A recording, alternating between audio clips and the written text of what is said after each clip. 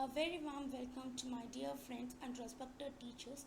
Today we are going to see about the topic sales forecasting in customer relationships management and myself RK Priyavashni from first MCA section. Let us see what is sales forecasting. It is the second discipline in CPM and it is the process of estimating the future revenue by predicting the amount of products sold in a sales unit. Since the business environment is changeable, sales forecasting is strategically important. The sales forecasting is the product process of estimating the future revenue, that is the amount going to be sold in the future by analyzing the past and the present sales. If business environment is not changeable, then we can say that uh, the future sales will be same as that of the present, but the business environment is always changeable. Hence, sales forecasting becomes a strategically important. And there are three techniques for sales forecasting and qualitative analysis, time series method and casual methods. And in each one, there are few more methods. So let us see one by one and detail. Qualitative analysis, and this is the most widely used method, and this is supported by the operational CRM, that is which deals with the day-to-day transactions.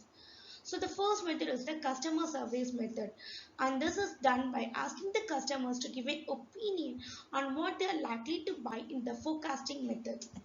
And in the forecasting periods, the customers are asked to give their opinion about their buying interest. And in this method, the customers push forward the CRM works. Next one is the sales team estimates, and this is done by the sales team. And this is useful only when the sales team has the close relationship with the customers. A key account management team is built, and they are used to individually do the forecasting, and their forecasting are average, and then it resembles the closeness with the customer. So this is an example of sales forecasting which is done by the moving averages method, and here they are given about the years, sales volumes and the averages.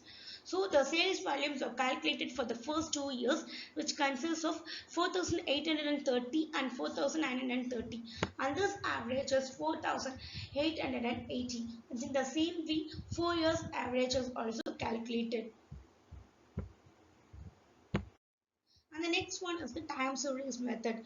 And this is done by taking the historical data and extrapolating them in a linear or a curvilinear trend. And the first method in this technique is moving average. So the simplest method is the moving average, and this averages the previous periods, and averaging limits the random variation in the time period. So when this type of calculation is done using the recent periods, then it is called as exponential smoothing. And we have seen the example about the moving average method previously. So next one is the decomposition method, and this is used when the historical data that is used is cyclical or seasonal, and this divides the time period into four factors, that is the trend factor, cyclical factor, seasonal factor and random factor. So next technique is the casual methods, and this is done by the leading indicators method and regression models.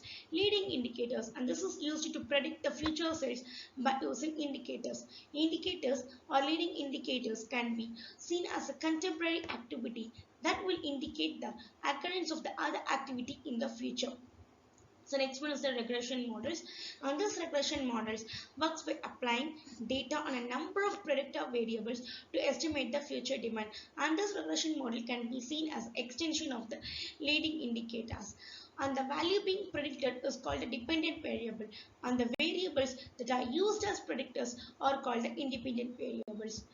And finally, thank you for giving this opportunity.